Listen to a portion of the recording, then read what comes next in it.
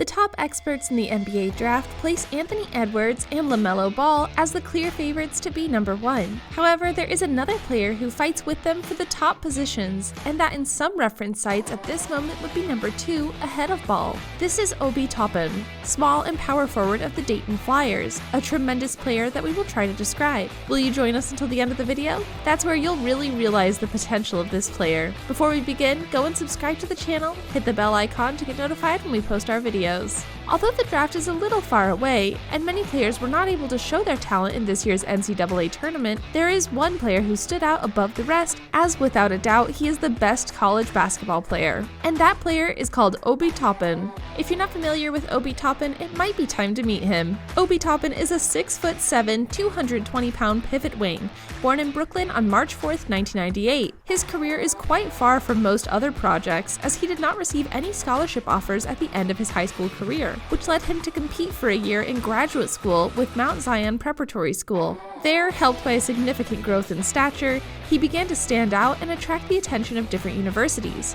Finally, he opted for the Dayton Flyers. He was undoubtedly the best college basketball player. There are some who might argue that many other players are at Obi Toppin's level, and we have a hard time accepting that, even if, looking at Anthony Edwards, we can nod slightly. That said, Obi Toppin does everything on the basketball court, and you know the team likes players who can do it all. That's right, Obi Toppin can shoot the ball comfortably despite his height. He's got a great handle on it for someone of that size. He shows the ability to extend beyond the perimeter and isolate players from rebound. He is relentlessly attacking the basket and is one of the best finishers. You really haven't seen many players in college do what Obi Toppin is doing at his level of play. If you want to talk about someone who's explosive, well, those words hardly do Obi justice. Every time he jumps, it's as if he's shot from a diving board. It seems incredible to see him dunk and do a 360 in the game, but Obi has turned everyone's heads over and over again. He's evolved, he's ready for the NBA, and he's 22 years old. It's his 3rd year in college basketball, technically his 2nd if you count the seasons he's played. He was a freshman in a red shirt. A lot of people in the game today don't like that. They want their players to be as young as possible, because they think that youth equals potential. And in a way it does, sometimes, but you never know what someone might become. But Obi Toppin is already one of the most polished players in the draft. And when you look at the players who have been like Obi, who have spent several years in college, there's one that we can't help but name, and one who plays for Golden State Warriors. That player is Stephen Curry. Curry spent 3 years at Davidson, and every year that went by, he got even better. The NBA draft can be very funny sometimes, because sometimes we see good players like Brandon Clark come in a little later than they're supposed to. These are completely polished perspectives, which correspond to very good players. But in the eyes of some experts, that's simply not enough. Understanding the need to swing towards the boards, especially if you're a team that doesn't have free agency talent. We talk about how you're supposed to get your star player, but role players are incredibly valuable, although it seems that sometimes some teams neglect the need to have good, competent role players. One team that has done things and done them well is the Golden State Warriors. The Golden State Warriors did a good job. They made sure they went out and recruited their stars. They didn't care about consensus and what everyone thought. They didn't care about the fact that Curry wanted to be a New York Knick. He admits it himself, and so do his parents. They wanted Curry to play in New York, and you can understand why, because Curry was a must-see on TV. The Golden State Warriors went out and made their own way, and with this they showed that the wishes of the parents and the players themselves do not always come true when on the other side there is so much willingness to incorporate someone into a team. Still, his parents said they didn't want the Warriors to pick him in the NBA draft. It was supposed to be the draft coming this season to LaMelo Ball, James Wiseman, and Anthony Edwards. Toppin, who averaged 14 points last season, was not seen as a choice for next year's lottery. Toppin's mother, when asked by Dell and Sonia Carey who she would most like to play in the Fame podcast, replied, "Let's go to the Bay." Toppin's father was a well-known street basketball player in Brooklyn, and he followed up with a few dream bases, Stephen Curry style. Obi would be great playing with Steph Curry, don't you think?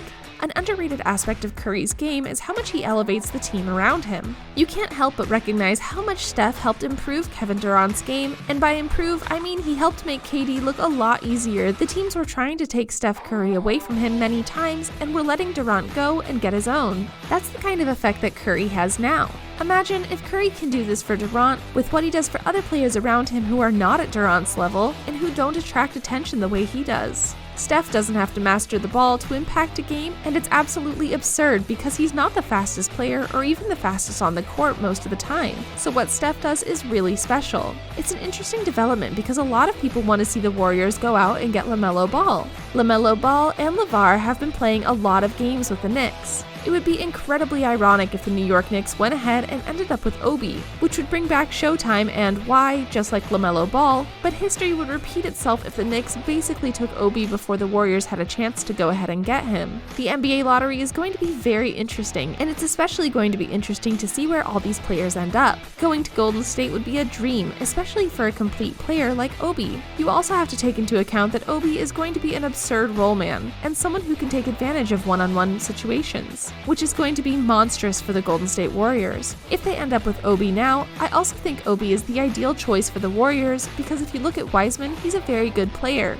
Wiseman could end up being the best player in this kind of draft, just like Anthony Edwards and LaMelo Ball, but I think these players are not as polished as Obi. Only the Warriors made it clear that the reason they wanted Wiggins over DLO was that they liked Wiggins' ability to protect multiple positions. Perhaps the Warriors fall in love with Obi in the same way, but of course the advantage he offers is also absolutely ridiculous. People may have seen Wiggins as a poor defender in the past, but the Golden State Warriors wouldn't. We also wonder if the Warriors will end up clinging to Andrew Wiggins in the long run. This season, Toppin has averaged 19.7 points, 7.8 rebounds, 2 assists, 1.3 rebounds, and 1 steal in 31.3 minutes per game. He is a great scorer from the position of 4, with capacity to improve his shot a lot and very dangerous in the paint.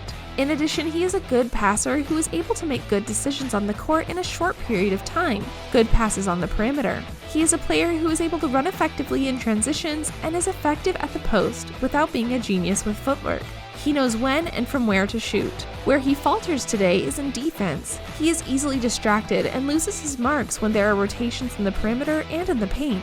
He has trouble recovering from transitions, perhaps because he's a little heavy and swims fast with his feet. So, although he is not expected to be a great defender during his NBA career, he is expected to improve a lot in this area if he wants to become a big star in the league. We hope you enjoyed this video. Click on one of the videos that appear on the screen to continue watching our amazing content.